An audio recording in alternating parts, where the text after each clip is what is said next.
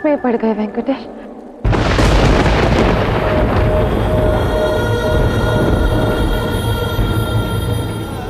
बताइए ना कि आप मेरी सहायता कर पाएंगे?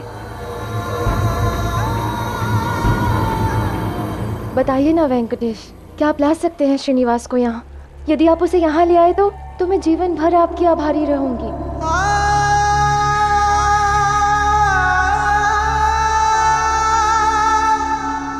अब आप इतना प्रेम से कह रही हैं तो कार्य तो करना पड़ेगा ना।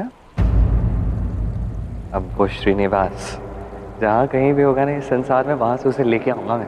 कल आपकी प्रतियोगिता में वो वहां उपस्थित होगा, ये वेंकटेश का वचन है। यदि कल श्रीनिवास यहाँ आ जाएगा इस प्रतियोगिता में, मुझे नृत्य करते हुए देखेगा तो मैं अवश्य ही विजय प्राप्त कर लूंगी इस प्रतियोगिता में।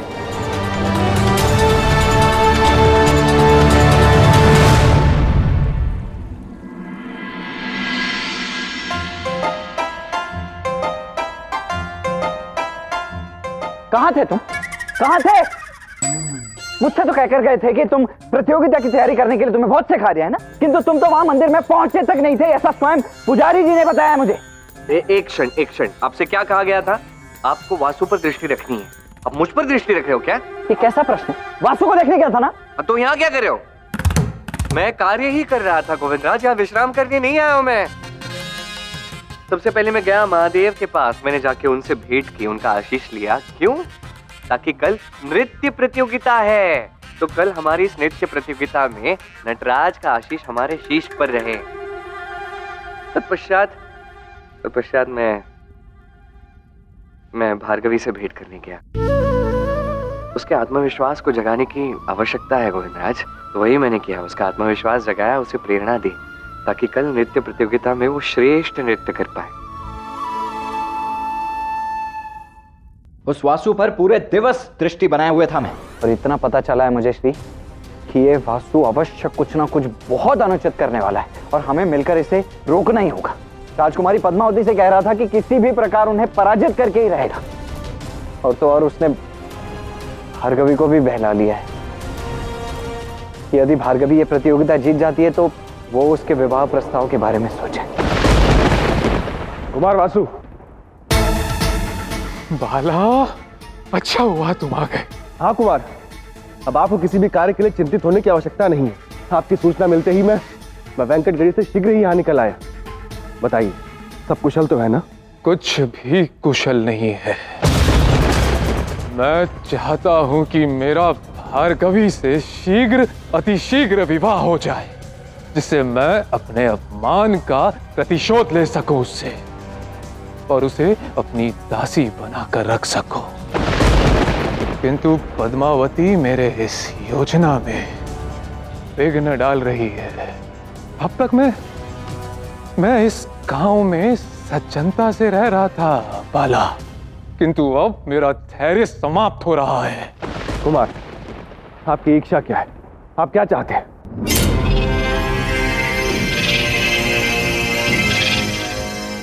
मैं चाहता हूं कि इस पूरे गांव के समक्ष पद्मावती का अपमान हो। भार्गवी पर मेरा पूर्ण विश्वास है गोविंदराज, इस बात की चिंता मत कीजिए। किंतु आपके लिए भी एक सूचना है मेरे पास। क्या सूचना है? मैंने भार्गवी को वचन दिया है कि कल प्रतियोगिता में श्रीनिवास उपस्थित होगा। कल श्रीनिवास? अर्थात श्रीनिवास के साथ तो गोविंदराज भी आएगा।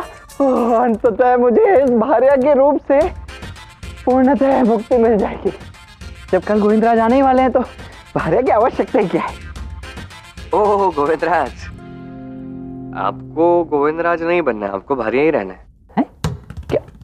किंतु ये कैसे संभव है? यदि श्रीनिवास आएगा तो उसके साथ गोविंदराज को भी आना पड़ेगा ना, नहीं तो लोग पूछेंगे कि वो गोविंदराज कहाँ चले गए, आए नहीं, तो क्या कहोगे तुम? मैं कह दूंगा सबसे कि गोविंदराज को कुछ आवश्यक कार्य था तो वो वहीं रुक गए और सब मान लेंगे। देखिए समझिए बात को, न गोविंदराज कहीं से आ रहे हैं ना भार्या कहीं पे जा रही है, आपको भार्या बन के यहीं पे रहना है। अरे पर क्यों? क्यों? मैं क्यों?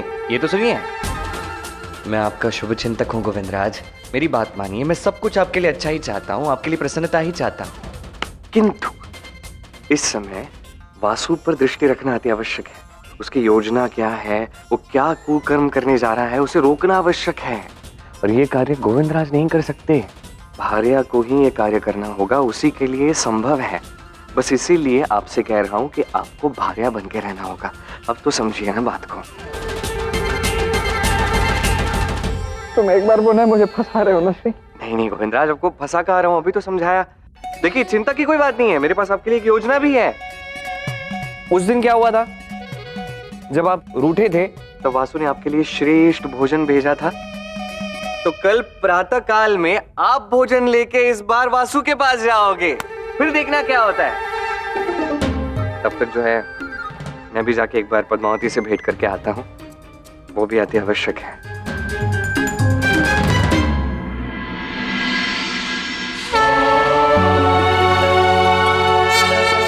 हे नारायण, पहले दिवस से आज तक करवीरपुर में आपने मेरा साथ दिया है, मुझे शक्ति दी है। मैं नहीं जानती कि कल प्रतियोगिता में मैं विजयी होंगी या राजकुमारी पद्मावती। मैं केवल इतना चाहती हूँ कि कल वेंकटेश श्रीनिवास को वहां ले आए। मेरी बस यही प्रार्थना है आपसे।